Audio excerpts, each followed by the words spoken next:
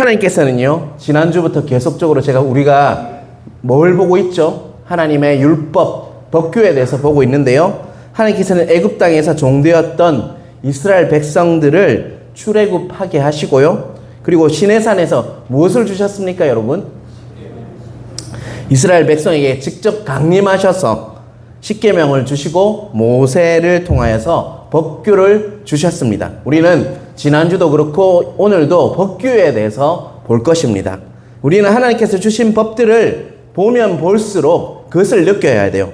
어떤 것이 느껴져야 하냐면 더 깊이 하나님의 마음을 어떤지를 깨달을 수 있어야 한다는 것이죠.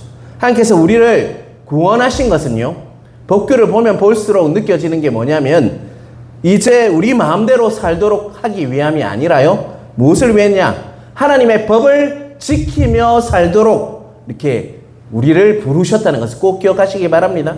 우리는 자유가 우리 마음대로 하는 것이 자유라고 여길 때가 많아요. 하지만 하나님께서는요, 진정한 자유는요, 진리 안에 있다라고 분명히 예수께서도 말씀하셨고, 하나님의 법을 지키면서 살아가는 것이 뭐라고요? 참 자유라는 것을 꼭 기억하시길 바랍니다. 우리가 하나님의 법을 지키며 살 때 우리는 주님 안에서 진정한 안식을 누릴 수 있다는 것입니다. 우리가 법을 지킬 때 진정한 안식이 있고요, 우리는 그 법을 잘 지키며 나가면 우리 안에 당당함, 자존감이 생길 수 있다는 거 꼭 기억하시기 바랍니다. 하나님께서 우리에게 생명과 평안을 지켜주시는 복을 주신다는 것이죠. 그런데 그 복을 주기 위해서 우리가 해야 할 것은 무엇이라고요? 하나님의 법을 지키는 것이다 라고 법을 보면 연구하면 연구할수록 그것이 더 많이 느껴진다는 것입니다. 왜냐하면 하나님께서는 친히 주신 하나님 법 안에는 뭐가 있습니까? 하나님의 형상인 우리 각자에 대한 자유와 생명을 보호하시고 세우시는 깊으신 하나님의 뭐가 흐르고 있습니까? 사랑이 흐르고 있다는 거 꼭 기억하시길 바랍니다. 율법도 중요합니다. 신약 성경도 중요하지만 구약 성경도 꼭 중요하다는 거 기억하시길 바랍니다. 구약은요, 오실 예수님을 계속적으로 말씀하고 있고요, 신약은 오신 예수님께서 또 다시 오실 예수님에 대해서 말씀하고 있다는 거 꼭 기억하시길 바랍니다. 그것이 조화를 이룰 때 우리는 균형 잡힌 성경을 볼 수가 있다는 것입니다. 지난주에도 말씀드렸지만 구약에 있는 법에 대한 오해들이 있어요. 이거는 율법이다 이렇게 하면서 율법 안 지켜도 된다 라는 오해가 있다고요. 그게 아니라 율법 또한 정말 하나님의 사랑이 깊이 흐르고 있다는 것을 지난주도 보았지만 오늘도 보게 될 것입니다. 하나님의 말씀은 이렇듯 무음합니다. 흠이 없습니다. 완벽합니다. 완전합니다. 그것을 꼭 기억하시길 바랍니다.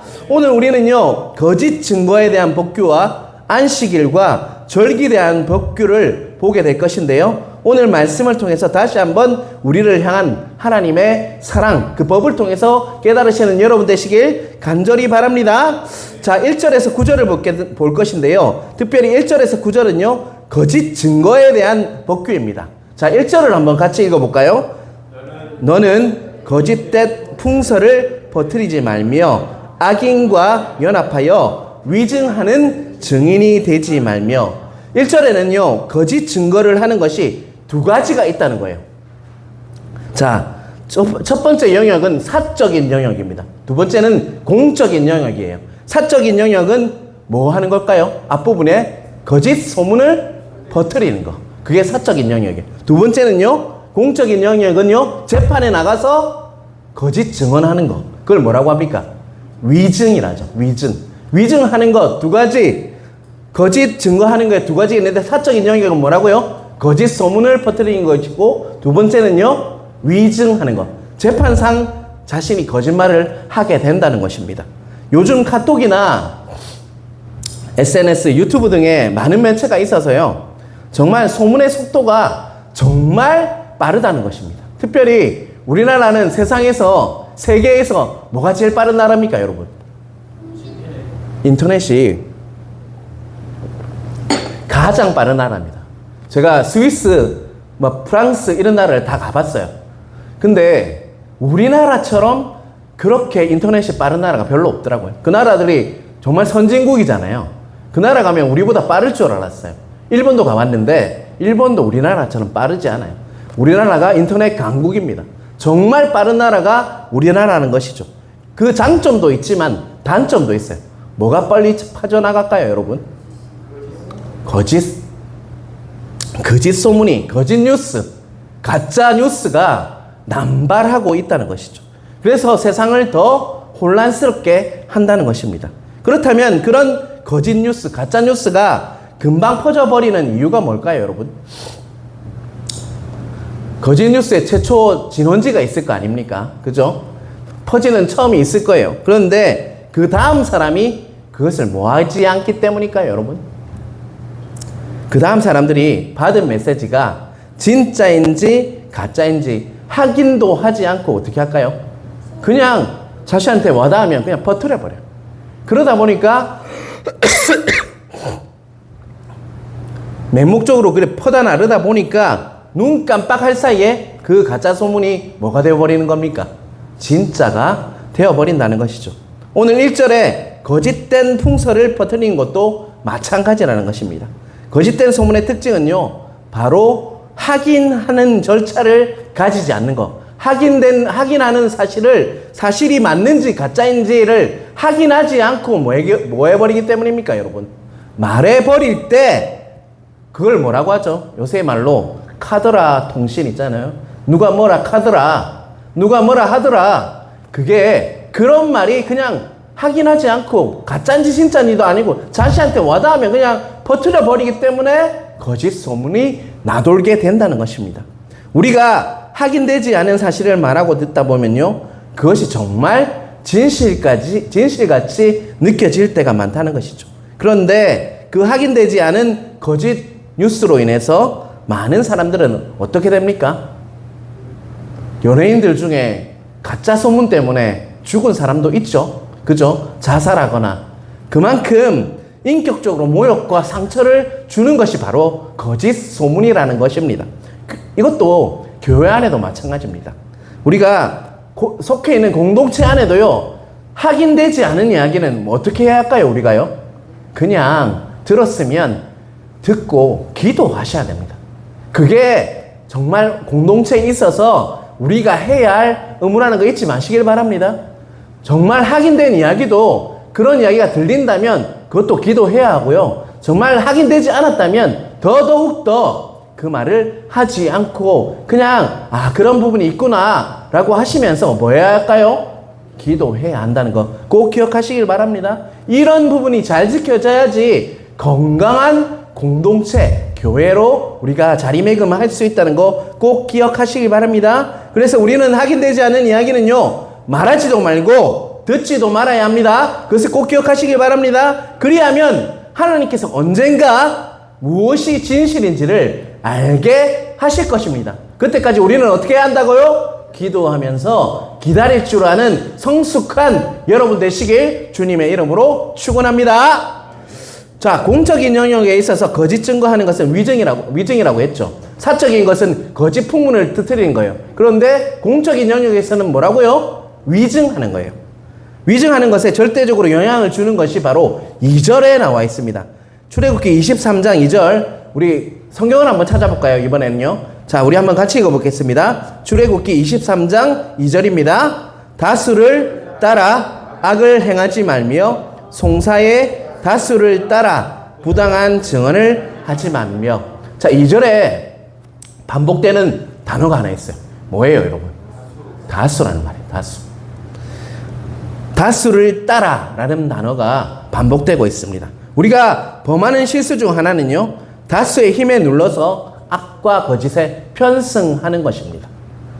그래서 그 편승하면 다른 사람이 다 이렇게 이야기하니까 어떤 길이 될까? 어려운 길이 될까요? 쉬운 길이 될까요? 쉬운 길이 되잖아요. 다른 사람의 의견에 동조해서 가니까 쉬운 길이 될 수 있습니다. 하지만 그러다 보면 이게 진실인지 가짜인지 모르고 따라가는 실수를 범할 수 있다는 것이죠. 많은 사람들이 무리를 지어서 어떤 사실을 주장하면요, 그것이 뭐같이 들릴까요? 마치 진실인 양 들릴 수 있다는 것이죠. 자기도 모르게 위증하고 싶어서 위증하는 것이 아니라, 다수에 따라가다 보면 위증하고 싶어서 위증하는 것이 아니라, 위증이 정말 아니라고 생각하지만 그게 위증일 수 있다는 것입니다. 우리는 사람들의 숫자의 힘과 사람들의 관계를 추종하는 것이 아니라 무엇을 따라야 할까요? 다시 한번 그것이 무엇인지 진짜인지 가짜인지 뭐 하는 작업이 필요할까요? 확인하는 작업이 필요하다는 것입니다. 우리가 막 돌아다니면서 그것을 묻는 것이 아니라요. 누구한테 확인해야 할까요, 여러분? 하나님 앞에서 기도하는 것이 최고의 확인 작업이라는 거 잊지 마시길 바랍니다. 우리는 하나님 앞에 우리의 최고의 재판관은 누구십니까? 하나님 아버지잖아요. 그분이 해결하실 거예요.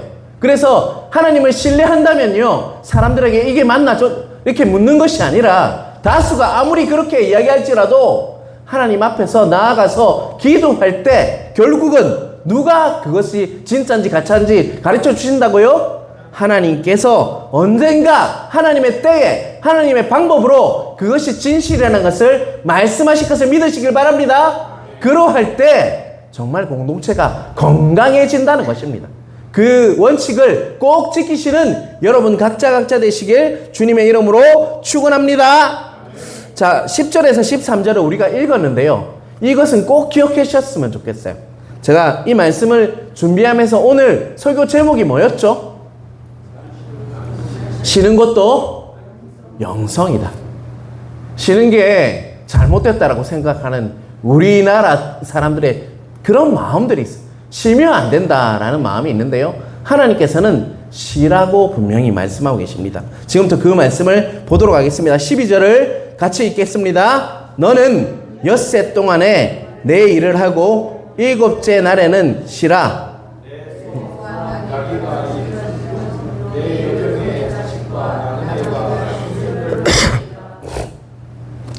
일곱째 날 쉬면 누구도 쉰다고요? 나머지 많은 것들이 같이 쉬게 되는 은혜가 있다라고 우리에게 말씀하고 있습니다. 자, 이 말씀 12절 말씀을 제가 정리해 봤습니다. 이런 말이 아닐까 싶습니다. 쉬는 것이 바로 하나님의 뜻이다. 또 다르게 정리하면 이렇게 말할 수 있어요. 쉬지 않고 일하는 것도 죄이다. 뭐라고요? 저게 뭐라노? 이런 표정으로 보시는데 다시 한번 기억하시기 바랍니다. 쉬는 것이 바로 하나님의 뜻이고요. 쉬지 않고 일하는 것도 뭐라고요? 죄다. 꼭 기억하시길 바랍니다. 세상 어느 곳에 가든지 열심히 일하는 모습은요, 어떻게 보입니까? 참 아름답게 보일 수밖에 없습니다. 어떤 제가 TV 프로를 보다가 남편이 언제 가장 사랑스럽게 느껴집니까? 이렇게 물어보니까요, 여자들의 40%가 이렇게 대답했대요. 뭐 하는 모습일까요? 열심히 일하는 모습이래요. 참 여자분들. 하지만 아무리 열심히 일한다고 할지라도요, 쉬지 않으면 안 된다라고 오늘 본문은 우리에게 말씀하고 있다는 것이죠. 그러면 하나님 앞에서 죄가 된다라고 말씀하고 계십니다. 왜 죄가 되는지 지금부터 두 가지 정도로 이렇게 제가 말씀드리길 원합니다. 이 말씀 꼭 전하고 싶었어요. 여러분, 첫째, 쉬지 않는 것이 죄인 이유는요, 그러한 태도는요, 나의 한계를 인정하지 않는 태도이기 때문에. 뭐라고요? 나의 한계를 인정하지 않는 태도이기 때문입니다. 분명히 나의 의지와 정신력으로 어느 정도 피곤함을 이겨낼 수는 있어요. 정신력으로 못할 게 뭐 있습니까? 맞죠? 그런데 그것이 결코 좋은 게 아니라는 거죠. 하지만 분명한 것은 우리의 몸은 어떻습니까? 뭐가 있습니까? 한계가 있다는 거예요. 여러분 꼭 기억하시길 바랍니다. 어느 정도는 버틸 수 있지만 쉬지 않고 일할 때는 반드시 나중에 큰 대가를 지불하게 된다는 것입니다. 사람은요, 자신의 한계를 알아야 하는 존재입니까? 아니면 한계를 뛰어넘어야 하는 존재입니까? 여러분, 한계를 알아야 하는 것이 성경적이에요. 그게 더 성경적입니다. 한계를 아는 것이 뭐라고요? 더 성경적이라는 거예요. 하나님께서는 우리가 한계가 있도록 만드셨어요. 그래야지 뭘 할 수가 있습니까? 내 힘이 아니라 누구의 힘을 의지할 수 있어요? 하나님의 힘을 의지하고 하나님께 의지하는 존재로 우리를 만드셨다는 거 꼭 기억하시길 바랍니다. 하나님께서는 우리를 보시면서 열심히 일하다가 쉬라고 명령하십니다. 뭐라고요? 열심히 일하다가 쉬라라고 말씀하고 있죠. 잘 꼭 기억하시길 바랍니다. 열심히 일하다가 쉬라라고 우리에게 말씀하십니다. 첫 번째 전제는 뭡니까? 열심히 일하다가입니다. 그런데 이 말씀을 전하고 나면 꼭 이상한 분들이 이렇게 생각, 야, 유 목사님이 쉬어야 된단다, 맨날. 이렇게 받아들이시면 안 돼요. 첫 번째 전제는 뭡니까? 열심히 일하다가, 최선을 다해 살다가, 어떻게 하라고요? 쉬어야 한다는 것이죠. 먼저, 최선을 다해서 산 후에 자신의 한계를 인정하면서 하나님 품에 안겨서 치료하고 안식을 받을 때 다시 일할 수 있는 존재가 누구라는 거예요? 우리라는 것이죠. 쉬는 것이 손해보는 것이 아니라요. 쉬는 것이 바로 하나님을 더 의지하고 은혜로운 삶을 보장한다라고 우리에게 말씀하고 있다는 거 꼭 기억하시길 바랍니다. 제가 몇 주 전부터 아팠잖아요. 그런 생각이 들어요. 아, 조금 더 쉬고 할 걸, 쉬면서 할 걸. 앞만 보면서 가는 게 이 말씀 준비하면서 아, 그게 좋은 게 아니구나. 나는 최선을 다했지만 충분히 쉬지 않았고요. 충분히 내 마음을 내려놓고 하나님 안에서 안식하는 것을 더 누렸어야 하는데 내가 그러지 못했구나 라는 것을 이 말씀을 준비하면서 깨달았습니다. 여러분도 최선을 다해서 사시는 모습 내가 너무 잘 알고 있습니다. 우리 하양중앙교회 성도님의 특징들은요, 너무 성실하시다는 거예요. 그런데 쉬지 않는 것도 뭐라고요, 여러분? 죄라는 것입니다. 꼭 기억하시길 바랍니다. 쉴 때는 푹 쉬시고 하나님 안에서 안식하시길 바랍니다. 그러할 때 큰 대가를 지불하지 않는다는 거 오늘 말씀을 통해서 꼭 깨달으시길 바랍니다. 둘째, 쉬지 않는 것이 죄인 두 번째 이유는요, 그 속 안에는요, 그 안에는 뭐가 있냐면 내 노력으로 모든 것을 할 수 있다라는 마음이 있다는 것입니다. 뭐라고요? 쉬지 않는다는 것은요, 내 노력이면 뭐든지 다 할 수 있다라고 여기면서 일하게 된다는 것이죠. 사랑하는 성도 여러분, 과연 내 노력으로 모든 것을 다 할 수 있다고 생각하십니까, 여러분은? 여러분 그것을 믿으세요? 내 노력이면 다 할 수 있어요, 여러분? 아니잖아요. 우리는 누구를 의지하는 자들입니까? 하나님을 의지하고 예수 그리스도의 길이요 진리요 생명이신 그분을 의지함으로 무겁고 짐진 자들아 다 뭐라고요? 내게로 오라라고 하시잖아요. 그런 자로 우리를 불러주셨다고요. 과연 내 힘으로 다 할 수 있다고 여기는 분이 있다면 정말 그것은요, 거릇된 생각이라는 것을 꼭 기억하시기 바랍니다. 우리가 아무리 노력한다고 할지라도 하나님께서 함께 하시지 않으면요, 허세라고 했어요. 아무것도 아니라고 했어요, 여러분. 여러분, 우리가 내 힘으로 다 할 수 있다, 쉬지 않는 것은 그 마음 안에 뭐가 있는 겁니까? 그 교만한 마음이 있는 거예요, 여러분. 결코 우리는 좋은 열매를 거둘 수 없어요. 하나님이 함께 하시지 않으면 열매를 맺을 수 없는 자가 누구예요, 여러분? 바로 우리라는 것을 꼭 기억하시기 바랍니다. 우리는 하루하루를 하나님의 은혜로 사는 자임을 믿습니까, 여러분? 그렇다면 하나님 앞에서 온전히 안식하시길 바랍니다. 쉬시길 바랍니다. 저한테 하는 말이에요, 정말. 그러므로 우리는 더 많은 대가를 지불하지 않고 하나님이 주시는 은혜 안에서 잘 살아가실 수 있는 은혜가 있다는 것입니다. 우리는 내 힘과 노력으로 살 수 있는 자가 아니라요, 하나님의 도우심으로 살 수 있는 자라는 것을 꼭 기억하심으로 하나님이 쉬라고 할 때, 쉬라고 하신 날 잘 쉬는 은혜가 있으시길 간절히 바랍니다. 교회 안에는요, 제가 교육자 생활하면서 거릇된 문화가 하나 있어요. 도둑질을 하지 말라 하는 계명에 따라 어떤 자는 도둑질을 했다면 어떻게 합니까? 만약에 교회 안에서 누구의 돈을 훔쳤다면 그 사람은 어떤 자가 됩니까, 여러분?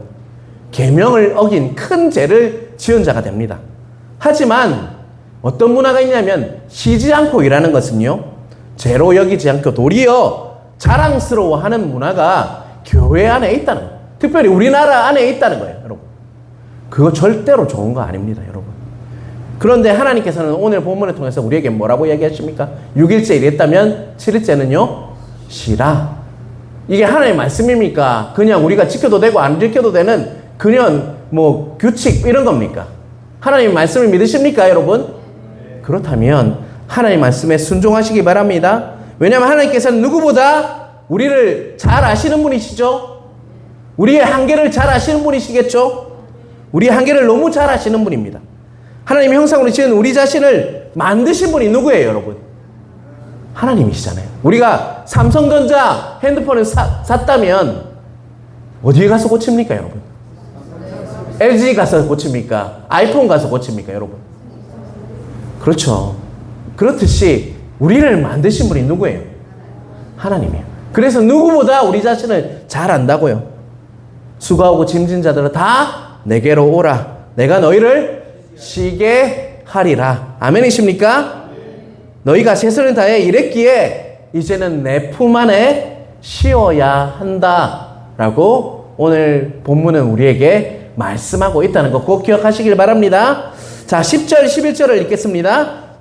10절, 11절입니다. 너는 6대 해 동안은 너의 땅에 파종하여 그 소산을 거두고 7째 해는 갈지 말고 묵혀두어서 내 백성의 가난한 자들이 먹게 하라. 그 남은 것은 덜 짐승이 먹으리라. 내 포도원과 감람원도 그리할지니라.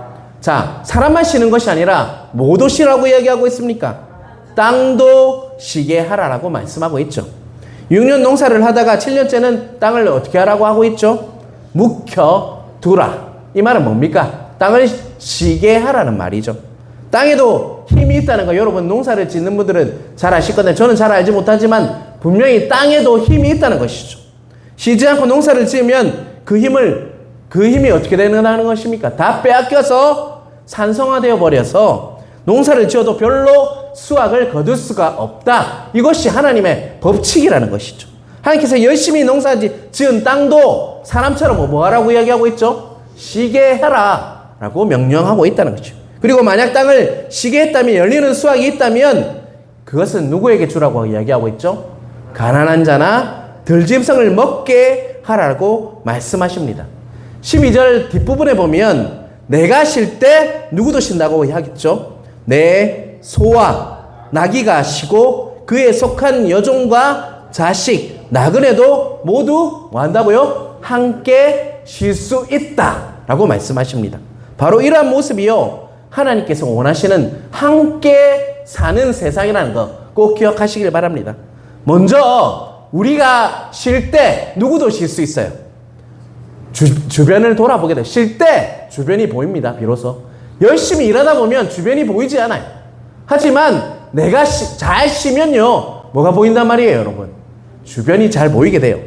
그래서 땅도 쉬게 되고 짐승도 쉬고 여종도 쉬고 나그네도 쉬는 온전한 안식, 모든 안식이 온전한 안식이 비로소 이루어진다는 것이 바로 이것이 창조의 원리라는 것을 꼭 기억하시길 바랍니다. 하나님께서도 6일 일하시고 뭐 하셨습니까? 7일째는 쉬셨다는 거예요. 하나님께서 그러하셨는데 우리는 우리 한계를 뛰어넘는 것이 마치 정말 더 성실하고 더 멋진 모습인 양 살고 있다는 것입니다. 그것이 결코 하나님께서 원하시는 세상이 아니라는 거 꼭 기억하시는 여러분 되시길 바랍니다. 자, 쉬는 것에 있어서 가장 중요한 부분이 13절에 나옵니다. 자, 13절을 우리 한번 같이 읽어볼까요? 내가 내게 이른 모든 일을 삼가 지키고 다른 신들의 이름은 부르지도 말며 내 입에서 들리게도 하지 말지니라. 13절에 보면 우리는 하나님에 대신해서 하나님을 우선하는 것들이 있다. 수많은 다른 신을 섬기고 있다라고 말씀하고 있어요. 다시 말하면 우리는 하루하루 살아가며 집착하고 있는 수많은 것들이 있다라고 말씀하고 있는 것이죠. 주일에, 특별히 주일은 하나님 앞에서 쉬는 날입니다. 주일에 하나님 앞에 나와서 예배를 드리면서 그 집착, 다른 것들에 대한 그 집착을 버리지 못한 채 나올 때가 너무 많다는 것이죠. 그래서 주일에 교회에 나오지만 뭐가 없다는 거예요, 여러분? 진정한 쉼이 없다는 거예요. 진정한 안식이 없다는 거예요. 그냥 의무적으로 나온다는 거예요. 여러분, 왜 주일에도 우리는 진정한 안식을 누리지 못하는 것일까요? 여러분 한번 고민해 보셨어요? 여러분, 주일을 예배를 드리고 나면 정말 내 마음이 풀리고 내가 온전히 하나님 안에서 안식했다, 쉬었다라는 마음이 드십니까? 아니면 그냥 그랬네, 오늘도 별로 안식이 없네 라고 느끼십니까? 전자입니까? 후자입니까, 여러분? 솔직히 말하십시오, 여러분. 그 이유는요, 딴 것에 있는 것이 아니라 우리 자신에게 있다는 것입니다, 여러분. 우리가 주일에도 진정한 안식을 누리지 못하는 이유는요, 하나님께만 집중하지 못하기 때문입니다. 하나님께 나와서 여전히 딴 생각을 합니다. 근심, 염려, 사업, 자식, 교회의 사역까지 내가 나중에 내려가서 식당에서 무엇을 해야지, 내가 뭔가를 오늘 이 사람에게 뭘 말해야 되는데 내가 나중에 예배를 드리고 뭘 해야지, 자식에게 전화를 해야지, 또 염려하고 걱정하는 것들을 다 그대로 내 마음에 다 둔 채 업무를 해결하러 나온다면, 이렇게 업무를 해결하고 하나님을 보지 않고 다른 것을 바라보기 때문에 우리는 하나님 안에서 온전한 안식을 누리지 못하는 것입니다. 주일에 나올 때는요, 모든 염려, 걱정, 자식, 직장, 직위, 사역, 봉사 모든 것을 내 머리에서 어떻게 해야 될 것 같습니까, 여러분? 지워버려야 돼요. 하나님 앞에 나올 때는 누구만 봐야 될까요, 여러분? 하나님 얼굴만 바라보시면서 예배 드릴 때 우리는 진정한 안식을 누릴 수가 있다는 것입니다. 만약에 주일에 있어서 다른 것이 내 마음속에 가득 차 있다면요, 우선순위가 잘못된 거예요, 여러분. 내 안에 다른 것으로 근심되고 염려 걱정하고 이걸로 인해서 예배보다 더 앞서는 것들이 있다면 여러분, 그것은 여러분의 우상입니다. 그것을 지워버리시길 바랍니다. 그럴 때 우리는 하나님만 바라보며 하나님 얼굴만 바라보는 예배를 통해서 온전한 쉼을 누릴 수 있다는 것입니다. 우리의 힘의 원천은 누굽니까, 여러분? 하나님 아버지인데 다른 데서 자꾸 우리는 힘을 얻으려고 해요. 그것이 아니라요, 예배에 나왔다면 예배에 집중하시는 여러분 되시길 바랍니다. 예배의 주인은 누구십니까? 하나님이시잖아요. 하나님 얼굴 보시길 바랍니다. 찬양에 집중하고 기도에 집중하고 또 말씀에 집중해서 그 시간을 통해서 하나님의 뜻이 무엇인지, 하나님이 어떤 마음을 주시는지가 더 중요하다는 거죠. 만약 식당의 일로 우리가 건심하고 걱정한다면 그거는요, 다 나중의 일이고 먼저 이곳에 와서 내 마음을 하나님 앞에서 드리는 것이 더 우선순위가 되어야 한다는 것입니다. 또 헌금 때문에 걱정하는 부분이 있다면, 자식 때문에 또 걱정하는 부분이 있다면 그것은 나중의 문제고요. 우선순위는 뭐가 되어야 된다고요? 예배가 되어야 돼요. 예배. 하나님께 나와서 하나님을 만나고 하나님의 얼굴을 구하는 그것이 우리의 우선순위가 될 때 진정한 은혜를 누리며 온전한 안식을 누릴 수 있다는 것입니다. 그것이 해결되지 않으면요, 늘 예배에 나와도 정말 진정한 쉼이 있는 것이 아니라 안식을 누리지 못한 채 예배 드릴 수 있다는 것을 꼭 기억하심으로 하나님 아버지를 만나서 하나님 품에 안겨서 정말 그 예배를 통해서 온전한 쉼을 누리시는 각자 되시길 주님의 이름으로 축원합니다. 14절부터는 절기에 대해서 말씀하고 있습니다. 14절 한번 띄워주시길 바랍니다. 너는 매년 3번 내게 절기를 지킬지니라. 여기서 3번 절기를 지킨다는 말은요, 뭘 지키는 것이냐면 무교병의 절기인 무교절과요, 또 첫 열매를 거두는 맥추절, 그리고 또 뭐라고요? 수확을 거두는 수장절을 지키라고 말씀하고 있다는 것입니다. 이 절기의 공통점은 뭘까요, 여러분? 무교절, 맥추절, 수장절에 공통점이 하나 있어요. 그것은요, 수확을 거두는 절기가 이 3가지라는, 뭐라고요? 무교절, 그리고 맥추절, 수장절의 공통점은요, 수확하는 절기라는 것입니다. 무교절은요, 이스라엘 백성들이 언제 이게 한 기념하는 거예요? 출애굽 때 이렇게 급박한 상황에서 하나님 명령에 따라 무엇을 구워 먹었습니까? 무교병이라는 것을 구워 먹었죠. 이스트, 그것이 안 들어간 그 빵을 구워 먹으면서 기념하는 날이 무교절입니다. 무교병은요, 뭐로 만드냐면 첫 생산, 첫 번째 수확하는 보리로 만들었다는 거예요. 그래서 무교절도 뭐라고요? 수확하는 절기죠. 두 번째 맥추절은요, 맥추 주일이었죠. 우리 이번 주는요, 무교절의 연장성산이에요. 무교절을 드린 후에 보리나 밀이나 같은 수확을 수확한 것에 대한 뭐 하는 절기입니까, 여러분? 하나님께 그 수확을 주신 것을 감사하는 절기가 바로 무교절이라고 할 수 있죠. 무교절의 다른 이름이 뭐냐면 77절, 또 뭐가 있습니까? 오순절이라고 말합니다. 왜 오순절 77절에 하냐면요, 곡식을 거두는 무교절로부터 몇 주가 지나요? 7주. 77, 49, 그 50이죠. 그래서 오순절이라고 부르는 겁니다. 그것도 뭐 하는 절기라고요? 수확하는 절기입니다. 또 마지막 절기인 수장절은요, 모든 수확이 끝난 후에 큰 기쁨을 지키는 절기인데, 그때 뭘 짓습니까? 초막을 짓죠. 그래서 수장절을 뭐라고 부릅니까? 또 다른 말로 초막절, 장막절이라고도 부르죠. 40년간 강야 생활을 했던 것을 기억하기 위해서 초막을 짓는 그것이 바로 초막절이라는 것입니다. 이 세 가지 절기의 공통점이 뭐라고요? 수확하는 절기라는 것이죠. 첫 곡식 수확의 절기인 무교절과 또 중간 곡식 수확을, 그게 뭐 하는 겁니까? 그게 중간 곡식을 수확하는 절이 맥추절, 그리고 마지막 곡식의 수확의 절기가 뭐라고요? 수장절이라는 것이죠. 지키라고 말씀하시면서 하나님으로부터 오는 모든 수확에 뭐 하라는 것입니까? 감사하라는 것입니다. 우리에게 주어진 모든 것에 뭐 하라는 것입니까, 여러분? 감사하라. 우리가 이렇듯 뭐 이스라엘의 절기를 지키고 있지 않지만 한 가지 주는 메시지는요, 우리에게 주어진 모든 것을 뭐 하라는 거예요? 감사하라라고 우리에게 말씀하고 있다는 것이죠. 절기를 지킨다고 하는 것은요, 하나님께서 하신 일과 하나님께서 그 열매를 주신 것에 대해서 기억하면서 뭐 하라는 뜻입니까, 여러분? 감사하라라고 우리에게 말씀하고 있다는 것입니다. 우리는 우리에게 주신 모든 것들이 누구의 은혜라는 것을 알아야 한다고요? 하늘로부터 온 것, 하나님으로부터 온 것임을 어떻게 하라는 거예요? 기억하면서, 기념하면서 뭐 하라는 것입니까? 감사하라라고 오늘 본문은 우리에게 말씀하고 있다는 것입니다.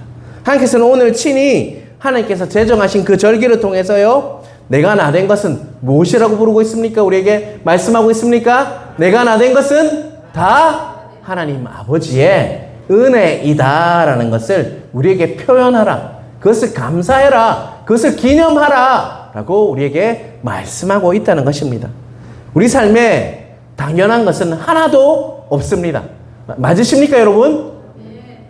모든 것이 하나님으로부터 왔고 그것에 감사하는 것이 우리가 살아가면서 꼭 해야 할 일이다 라고 우리에게 말씀하고 있다는 것을 꼭 기억하시기 바랍니다. 그러한 은혜를 깨달으심으로, 범사에 감사하심으로 늘 하나님 앞에서 깨어서 기도하시면서 감사하며 기념하면서 모든 것이 하나님의 은혜입니다, 나에게 당연한 것 하나 없이 모든 것이 하나님의 은혜입니다 라고 고백하며 살아가시는 각자 되시길 주님의 이름으로 축원합니다.